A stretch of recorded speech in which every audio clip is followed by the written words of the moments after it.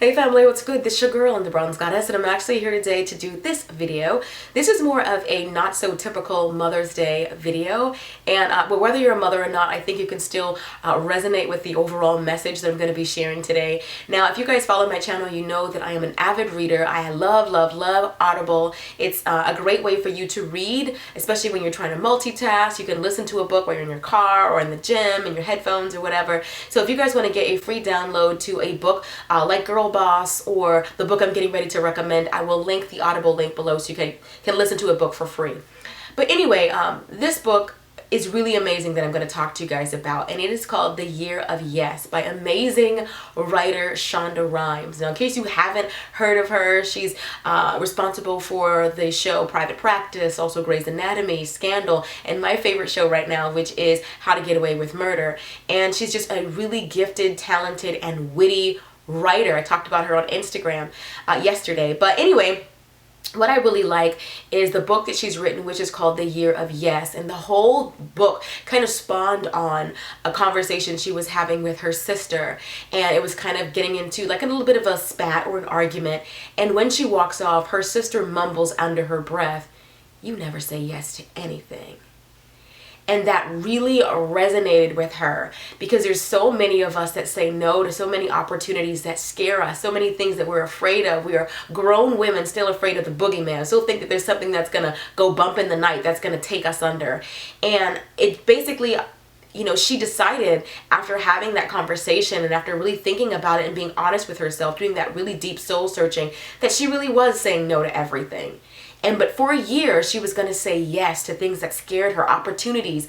And she just goes from there. And it's a really, really good book about what saying yes really meant for her and the opportunities and how it helped her to overcome some of her shyness and how it helped her to kind of step out of her comfort zone. She also shares in the book a story where she's like in a pantry when she was a kid and how her imagination would just run wild, how she would, you know, have all this stuff with the canned goods. She would have governments and assassination attempts and all these things. Her imagination would go wild while she was a kid playing in her pantry.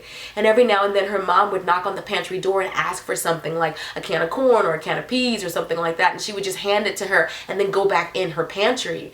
And that was sort of her metaphor for life, how we do that. Sometimes we just give people what they need and then we just come back and we close back into our shells. And there's so many amazing things that are just right outside of your comfort zone. So I want to share a little bit of a story about how I was able to do that. And I hope you guys kind of can get my point. I was working a job that I absolutely hated in corporate America. You guys have heard me say that before because it's true. I hated the job that I had. And I remember talking to my husband about it and him saying, you know, if you don't like that job, that you could quit. But he kind of gave me a caveat. He was like, you know, when you had this job, you were always saying and always complaining that if you had more time, you would be able to do this. And if you had more time, you would do that. If you quit this job, you're going to have to live your dream. Because you're not going to be able to use me or the kids or anything else as an excuse for why you can't live your dream. This is the number one reason why my book is dedicated to my husband. Because my husband was the biggest cheerleader. My husband and my sister, it's dedicated to the two of them and also my father. My first book is dedicated to them. Because my sister and my husband were the only ones who knew I was even writing the book. And they were my biggest inspirations. They believed that I could do it long before I did. But what I especially appreciate about my husband is him having the foresight to say, if she stays home, she's going to use this as an excuse. And I'm so glad that he didn't allow me to do that, that he was like, no, you're going to do something while you're here. And I think so many of us as mothers, we are just so self-sacrificing. We want to give it all up for our kids. When I had my kids, especially when I had my last daughter, I put all my dreams, my goals, my aspirations, I put them in this really, really beautiful box. And I tucked them away and I put them on the very top shelf of my closet. As if to say, I won't be needing these anymore. I'm a mom now. So this is play. I don't have time for this. Is immature. A good mom sacrifices for her kids. But when I think about it now, I feel myself getting emotional. When I think about it now and I see my oldest daughter who is 9 and she carries around a journal and she's always saying that she wants to be a writer like me, I realized that I made the right decision. I appreciate my husband even more for not allowing me to use my children as an excuse for why I couldn't go after my dreams.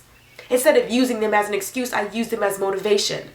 When I see my family in the audience when I'm having these events, when my kids are watching me speak in front of a group of people, I know that they're watching me and they're seeing that mommy is a great mom, but she also went for her dream. I can't tell my 3 daughters in clear conscience, go for your dream, when I never did.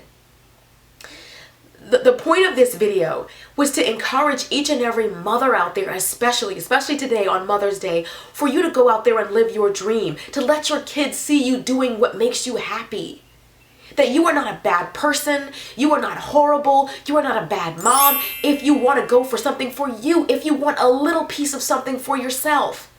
And that's what Shonda Rhimes talks about, how she was able to balance being a mom and also writing a show, and that you can do it without feeling guilty. You don't have to feel guilty. You're not letting your children down. They need to see that you still have a life that you're living, that you didn't just give it all up for them. You can still be a good mom and still write that book. You can still be a good mom and still finish your degree and still do whatever it is, start that business. Whatever it is that you are using your kids as an excuse for, I'm telling you to stop it. Stop using them as an excuse, because when they get older and you tell them that you sacrificed your dream for them, they're going to say, why? Why didn't you do what made you happy?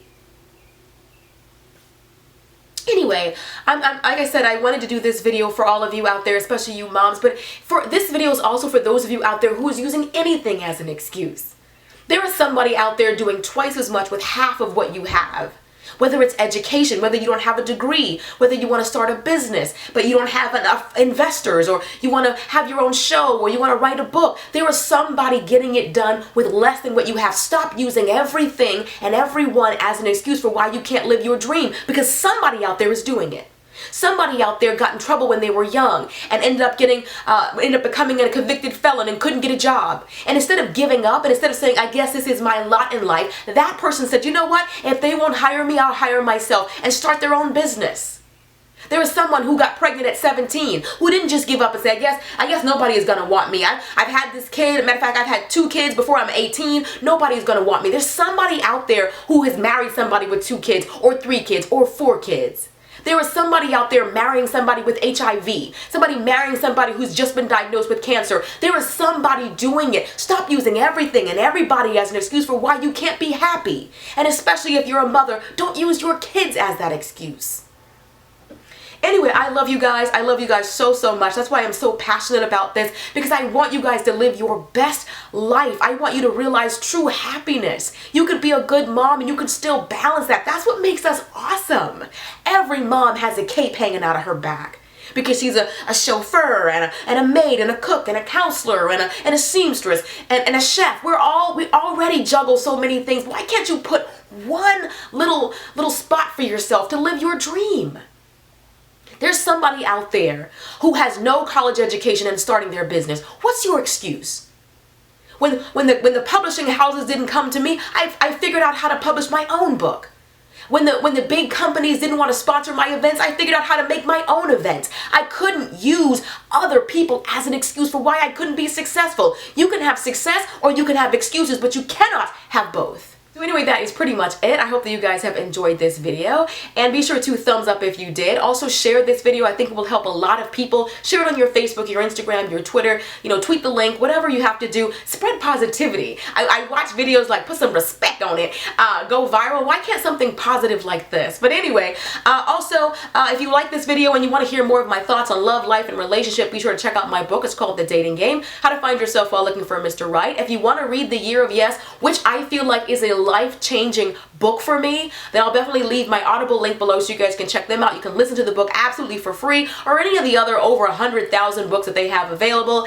And yeah, that's pretty much it. I love you guys. Oh, before I leave, I also want this to be sort of interactive. I want us to grow from this. Don't just take this information and go off to do something else. I want you to write in the comment section, what thing were you using as an excuse that you will no longer use? Whether it's your education, your finances, your past, whatever it is.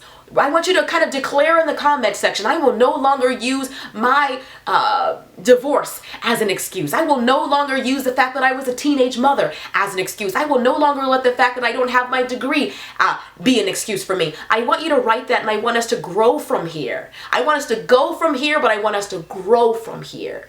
I want you to live your absolute best life possible, but you cannot do that with excuses. I love you guys, and I'll see you all in the next video. Till next time, later divas and dudes. Deuces, honey.